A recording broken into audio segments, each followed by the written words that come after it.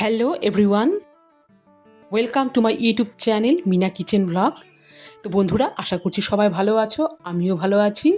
আর ভালো আছি বলেই তোমাদের কাছে আমি প্রতিদিন আমার নিত্য নতুন এই সুন্দর সুন্দর রেসিপি শেয়ার করতে পারি। তো গাইস, আজকের রেসিপি হচ্ছে পালং ফুলকপি।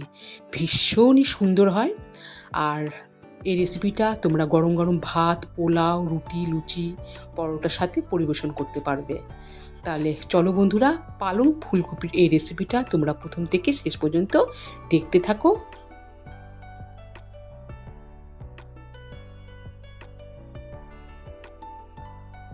তো দেখো বন্ধুরা, এখানে আমি দুটো মিডিয়াম সাইজের ফুলকপি এইভাবে পিস করে কেটে নিয়েছি। এই দেখো বন্ধুরা, তো প্রত্যেকটাই আমি এইভাবে করে কেটে নিয়েছি। আর এগুলো ফুলকপি আমি ধুয়েও রেখে দিয়েছি। এরপরে দেখো বন্ধুরা, এখানে আছে এক আঁটি পালং শাক। এবারে আমি এই পালং শাকগুলোকে ভালো করে ধুয়ে নিব। তো দেখো বন্ধুরা, এই পালং শাকগুলোকে আমি ধুয়ে নিয়েছি। এই দেখো, আর পালং শাকের আগাটাও আমি কিন্তু কেটে নিয়েছি। এরপরে দেখো বন্ধুরা, ওভেনে আমি একটি পাত্রে জল বসিয়ে দিয়েছি। জল খানিকটা গরম হয়ে গেলে এখানে আমি সবার প্রথমে একটা মিডিয়াম সাইজের টমেটো দিলাম। এরপরে এখানে আছে পেঁয়াজ কুচি, আদা আর কয়েকটা রসুনের কোয়া। এই দেখো বন্ধুরা, এই সমস্ত উপকরণ এখন আমি হাই হিটে রেখে এগুলোকে জলে ভাপিয়ে নিব। তো দেখো বন্ধুরা, বেশ কিছুক্ষণ কিন্তু ফুটেও গেছে আর এখানে টমেটো ভালোভাবে সেদ্ধ হয়ে গেছে। এরপরে এখন আমি কেটে রাখা এই পালং শাকের পাতাগুলো দিয়ে দিচ্ছি। আর এখানে পালং শাকের পাতা আমি আগে দিলাম না এই কারণে, কারণ যেহেতু টমেটো সেদ্ধ হতে সময় লাগবে আর পালং শাক কিন্তু সেদ্ধ হতে বেশি সময় লাগে না। তো দেখো বন্ধুরা, এখন কিন্তু টমেটো, পালং শাক, আদা, রসুনের কোয়া, পেঁয়াজ এগুলো কিন্তু দেখো একদমই ভালোভাবে সেদ্ধ হয়ে গেছে। এরপরে এখন আমি এই উপকরণগুলোকে নামিয়ে কিছুক্ষণের জন্য ঠান্ডা করতে দিব। তো দেখো বন্ধুরা, এরপরে ওভেনে আমি কড়াই বসিয়ে দিয়েছি। কড়াই গরম হয়ে গেলে আমি এখানে দিয়ে দিচ্ছি সয়াবিন অয়েল। তেল গরম হয়ে গেলে মাঝারি আঁচে রেখে আমি সামান্য পরিমাণে লবণ দিলাম। লবণ দেওয়ার পরে এখন আমি কেটে রাখা এই ফুলকপির পিসগুলো দিয়ে দিলাম। দেওয়ার পরে এখন আমি নাড়িয়ে নিচ্ছি।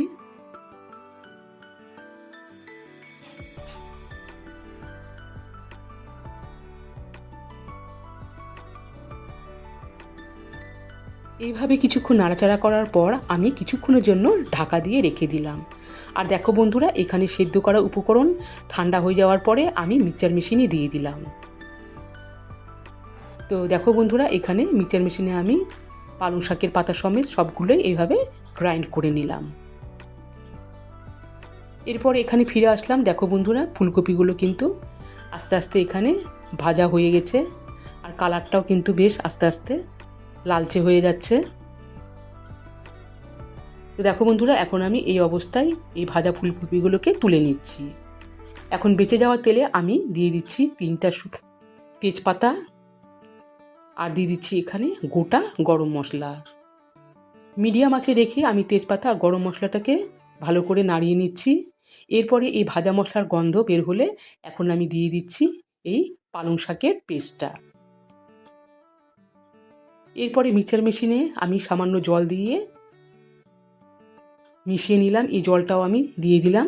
দিয়ে এখন মিডিয়াম আঁচে রেখে আমি নাড়িয়ে নিচ্ছি। তারপরে দেখো বন্ধুরা, কিছুক্ষণ নাড়াচাড়া আমি করে নিলাম। এখানে কিছুক্ষণ নাড়াচাড়া করার পর এখন আমি এতে দিয়ে দিচ্ছি স্বাদ অনুযায়ী লবণ,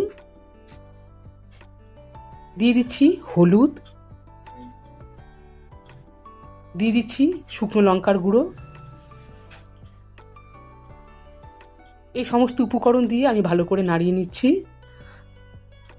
এইভাবে কিছুক্ষণ নাড়াচাড়া করার পর দেখো বন্ধুরা, এতে আমি দিয়ে দিচ্ছি 1.5 চামচ টক দই।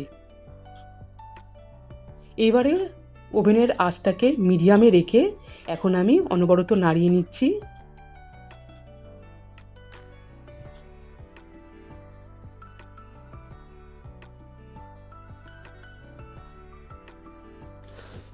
তো গাইস দেখো, টক দই দিয়ে ভালো করে নাড়াচাড়া করার পর এখন আমি ভেজে রাখা এই ফুলকপির টুকরোগুলো দিয়ে দিলাম।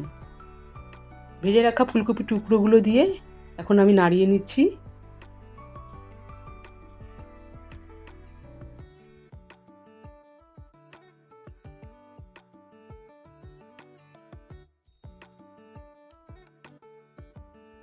তো দেখো বন্ধুরা, মিডিয়াম আঁচে রেখে প্রায় 3 থেকে 4 মিনিটের মতো এইভাবে আমি ভালো করে নাড়াচাড়া করে নিয়েছি। এরপরে এখন এতে আমি দিয়ে দিচ্ছি উষ্ণ গরম জল।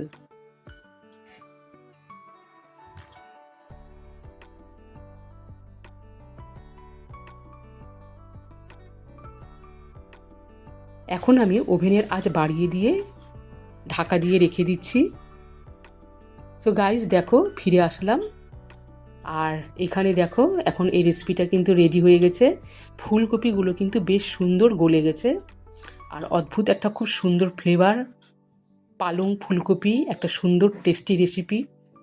তো এখন আমি এই রেসিপিটা নামানোর আগে দিয়ে দিচ্ছি চিনি, দিয়ে দিচ্ছি গরম মশলার গুঁড়ো আর দিয়ে দিচ্ছি ধনেপাতা কুচি।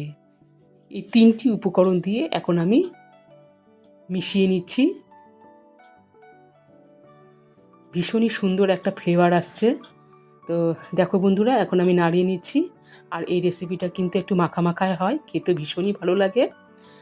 তাহলে হয়ে গেল পালং ফুলকপির এই দুর্দান্ত স্বাদের রেসিপি।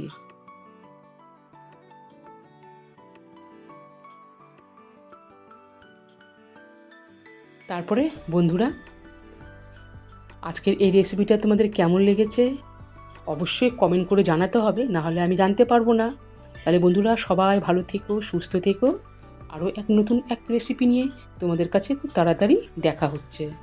সবাই ভালো থেকো, সুস্থ থেকো। টাটা। আর please subscribe my new friend.